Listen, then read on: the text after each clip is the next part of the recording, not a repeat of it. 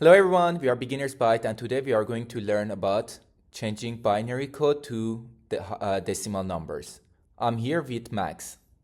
Hey Linus, last time you showed me how to turn decimal numbers into binary. That was actually kinda fun. Yeah, we learned how computers count using just 1 and 0. If you missed that video, go check it out first. It will make this part even easier. But now I've got a question. What if I have a binary number? How do I turn it back into decimal? Perfect question, Max. That's exactly what we are learning today. How to convert binary back to decimal. Wait, do I need my calculator again? Is it going to be a lot of dividing like last time? Nope, this time we are going to multiply and add. Super simple. Let's do it together. Alright Linus, so how do we actually convert binary to decimal? Good question. Actually, there are a few different techniques people use. Some multiply and as they go.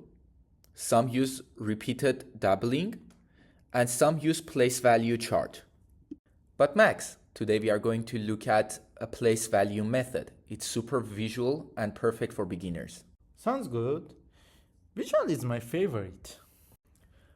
Alright, let's take binary number like 1101. You remember how we read binary digits from left to right? Yep. So we have 1101. Perfect. Now every digit sits in a place value, but instead of power of 10 like decimal, we use power of 2. So Max, the first thing you do is you create a chart. The first number in chart is 2 in power of 0, which is 1. Then the second number is 2 in power of 1, which is 2, 2 in power of 2, which is 4. Then we have 2 in power of 3, which is 8, 2 in power of 4, which is 16, 2 power of 5, 32, 2 in power of 6, 64, then 2 in power of 7, which is 128. Okay, Linus, I have a question. Why we stop in the 2 power of 7, which is 128? That's a great question, but we are going to look at that in the next video. So please subscribe and press on the ringly-dingly bell. So what was the number again? Can you read it from right to left this time? Okay, I think it was 1011. Perfect. As you can see, number 1 is sitting under 1 value. Then the next one is 0, which is off. Then the next number is 1, which is 4. So what we do is we add 4 plus 1 equals to 5.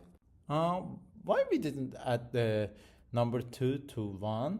Because the value that sits under 2 is 0. In computer language, that means off. So, Max, what is the next number that is on? Okay, I think it's should be 8 because the next number I see it's on, it's 8. So now we add the 8 to the 5, which equals to 13.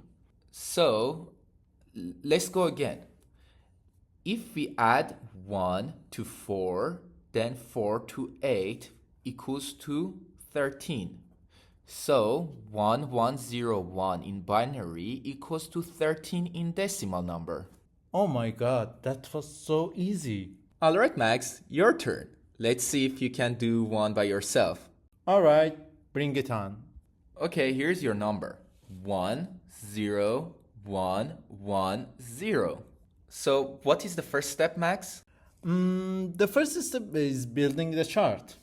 Okay, now we match each binary digit to its place value. And now let's add 16 plus 0 plus 4 plus 2 plus 0. It should be equals to 22. Boom! You nailed it! 10110 in binary equals to 22 in decimal. Okay, This is actually getting fun. Alright, everyone watching, now it's your turn. Convert 10111 to decimal. Use the same chart method we just did. When you are done, comment your answers below. Exactly. And please don't forget to like and subscribe so you don't miss the next lesson. Thank you.